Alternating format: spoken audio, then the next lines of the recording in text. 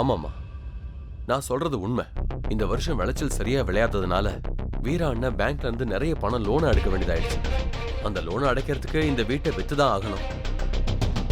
இதை தவிர வேற வழியே இல்லை.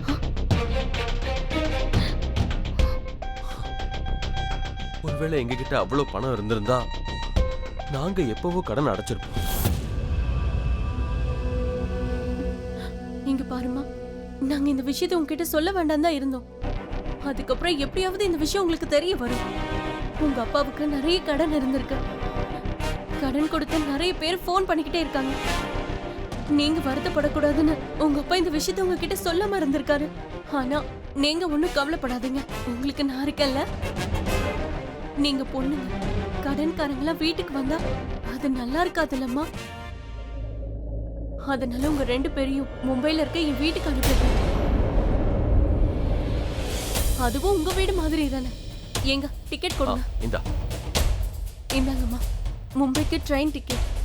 இன்னைக்கு நீங்க கிளம்புங்க, சீக்கிரமா ஸ்டேஷனுக்கு கிளம்புங்க, இல்லைன்னா ட்ரெயின் மிஸ் ஆயிடும். இந்தாங்க, நானும் சித்தப்பாவும் இங்க இருக்கிற எல்லா வேலையும் முடிச்சுட்டு வந்துடும். நம்ம ஸ்டேஷன்ல மீட் பண்ணலாம். சீக்கிரம் கிளம்புங்க. ஆனா சித்தி, நாங்க எப்படி இந்த வீட்டை விட்டு போக முடியும்? நான் எப்படி உங்க 2 பேரையும் தனியா விட்டுட்டு போக முடியும்? இல்ல, நீங்க 2 பேரும் எங்க கூட மும்பைக்கு வந்துதான் ஆகணும். ஆனா சித்தி. சித்தி இல்லம்மா, இப்போ உங்க 2 பேருக்கும் நான் அம்மா. நான் உன் அம்மாவா சொல்றேன். நீங்க 2 பேரும் மும்பைக்கு என் கூட வந்துதான் ஆகணும்.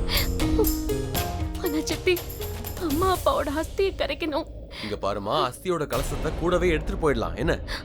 என்னெல்லாம் செய்யணுமோ அதெல்லாம் அங்கேயே முறைப்படி செய்யலாம். ஆமா, உன்னோட சித்தப்பா அங்க இருக்க பண்டிதரை பார்த்து அஸ்தியை கரைச்சிட்டு வருவாரு. உங்க திங்ஸ் எல்லாம் நான் கொண்டு வரேன். நீங்க ஸ்டேஷன் போங்க. இன்னும் 2 மணி நேரத்துல ட்ரெயின் கிளம்பிடும். சீக்கிரம் போங்க. பாத்துமா, பத்திரமா போயிட்டு வாங்க. ஒருவேளை முன்வாசல் வழியா அவங்க வந்துட்டா? அம்மா அண்ணா, ஒரு நிமிஷம் நில்லு. முன்வாசல் வழியா போகாதீங்க, நீங்க பின்வாசல் வழியா போயிடுங்க. அது என்னன்னா, கடன்காரங்க எப்ப வேணாலும் இந்த பக்கம் வருவாங்க. உங்க 2 பேரையும் பாத்துட்டா பெரிய பிரச்சனை ஆயிடும். நீங்க கிளம்புங்க, நான் பாத்துக்கிறேன் எல்லாத்தையும். என்னாச்சுமா? சித்தி, இந்த போட்டோ. எடுத்துக்கோ, கிளம்பு. பத்திரமா போணும், ஓகேவா? நாங்க ஸ்டேஷன்ல வந்து உங்களை பாக்குறோம். சீக்கிரம் சீக்கிரம் கிளம்புங்க. ட்ரெயினுக்கு டைம் ஆயிடுச்சு. கிளம்புங்க சீக்கிரம். அப்பாடா, ஒரு வழியா முடிஞ்சது. இதுக்கப்புறம் ராஜ் வந்தா வரட்டும், கவலைப்படுறதுக்கு ஒண்ணும் இல்ல.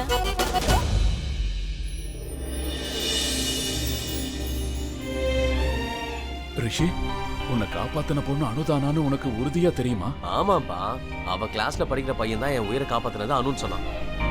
அம்மா காளி, 2 பொண்ணுங்களுக்கும் ஒண்ணா இருக்க கூடாது. அந்த கடவுள் அவங்களுக்கு துணையா இருக்கணும். சார், அடுத்து எப்படி போகணும் வழி கேட்கணும் சார். சரிப்பா, யாரையாவது கேளுப்பா. ஓகே சார், நான் கேட்கறேன். அக்கா, சித்தியோட பிஹேவியர் டிஃப்ரெண்டா இருக்கிற மாதிரி உங்களுக்கு தோணல? இல்ல, எனக்கு என்ன தோணுச்சுன்னா, அவங்க திடீர்னு நம்ம வீட்ல இருந்தே நம்மளை துரத்துன மாதிரி தோணுச்சு. இனிமே நான் தான் உங்க அம்மான்னு அவங்க சொன்ன விதம். அம்மாவை விட சில நேரங்கள்ல அவங்கள சித்தியாவே ஏத்துக்க முடியாது. என்ன அம்மாவோட இடத்துக்கு யாரும் வர முடியாது. அம்மா மாதிரி யாராலையும் இருக்க முடியாது.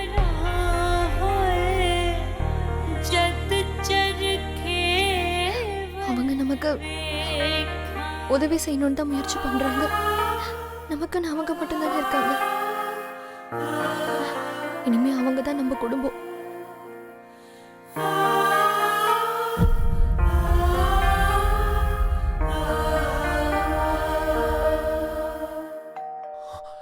வாணி, அவங்க வந்துட்டாங்க. நான் எப்படி சொல்லி கொடுத்தனோ அதே மாதிரி பேசுங்க. அவங்க கிட்ட சொல்லுங்க, அந்த விபத்துல அனுவும் சுபாவும் இறந்து போயிட்டாங்கன்னு. புரியுதா? சீக்கிரம்.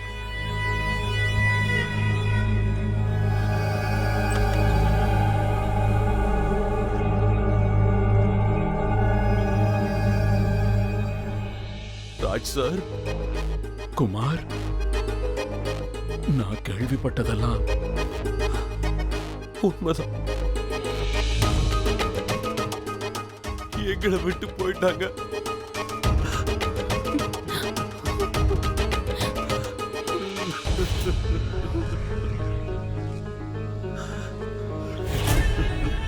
உள்ள வாங்க.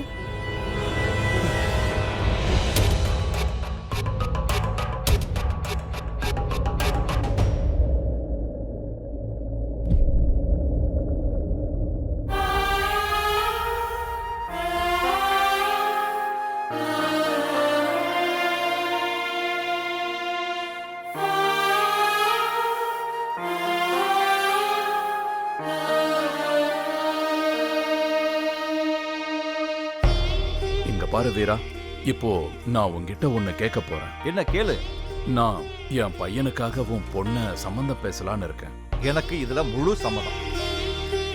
ஆனா ஒரு கண்டிஷன். கண்டிஷன்? நீ கண்டிப்பா அமெரிக்கா போய் ஆகணும்.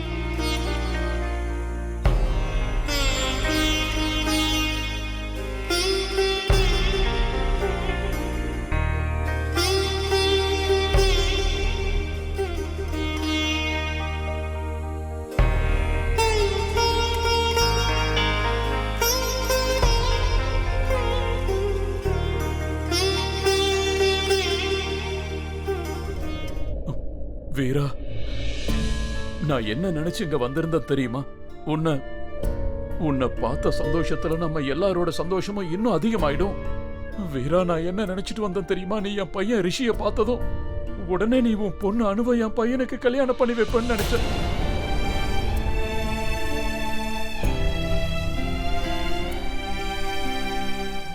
இங்க பாருமா,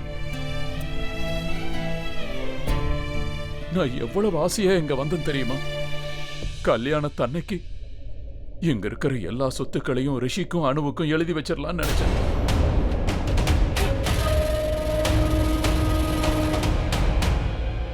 ஆமா குமார், அனு எங்க? அது அனுவும் சுபாவும். அண்ணே, அது என்னன்னா, அனுவையும் சுபாவையும் இந்த நிலைமையில எங்களால பார்க்க முடியல. அதனாலதான் உங்களை மும்பைக்கு அனுப்பி வச்சிட்டோம்.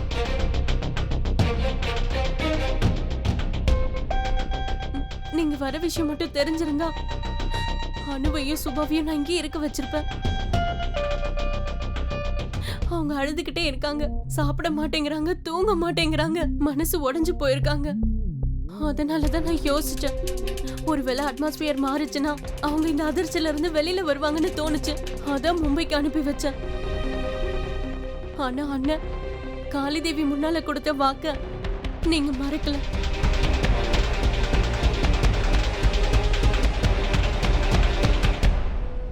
உங்களுக்கு எவ்வளவு பெரிய மனசு. நல்ல வேளை நீங்க குழந்தைகளை மும்பைக்கு அனுப்பி வச்சது நல்லதா போச்சு.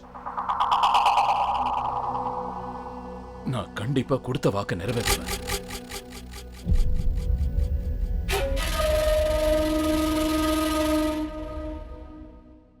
வீரா, நீ இல்லாத குறை என் வாழ்க்கை முழுக்க இருக்குண்டா. ஆனா தயவு செஞ்சு என்ன நம்புடா நண்பா. இனிமே உன் பொண்ணுங்களை பாத்துக்க வேண்டிய பொறுப்பு என்னோடது.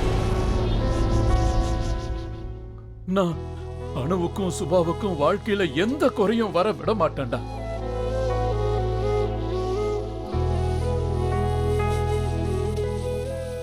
அப்ப நம்ம சீக்கிரமா மும்பைக்கு கிளம்பலாம். உடனே நான் அந்த குழந்தைங்களை பார்த்தாகணும். என் வீட்டுக்கு வரப்போற மருமகளை நான் பார்க்கணும். அண்ணா, நாங்க 2 பேரும் இன்னைக்கு தான் மும்பைக்கு போறோம் இல்லையாங்க? ஆமா.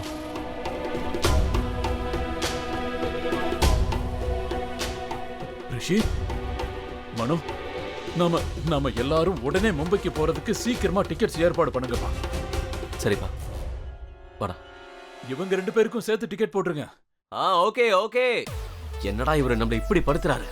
முதல்ல இந்தியாக்கு போனாரு, அப்புறம் சென்னை, இப்ப மும்பை. அண்ணா சீரியஸ்லி, டாட் நமக்கு மொத்த இந்தியாவையும் சுத்தி காட்ட போறாருன்னு நினைக்கிறேன். டேய் தம்பி, டிக்கெட் எப்பறா புக் பண்றது? யூஎஸ்ல இது வரைக்கும் ஒரு வண்டி கூட புக் பண்ணது இல்ல. ஆமால, ஆமா, டிக்கெட் எப்பறா புக் பண்றது? லூசர். நீங்க உட்காருங்க, நான் உங்களுக்கு குடிக்க ஏதாவது கொண்டு வரேன்.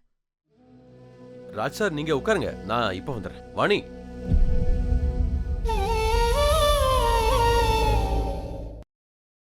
உனக்கு திடீர்னு என்னடி ஆச்சு? என்னங்க?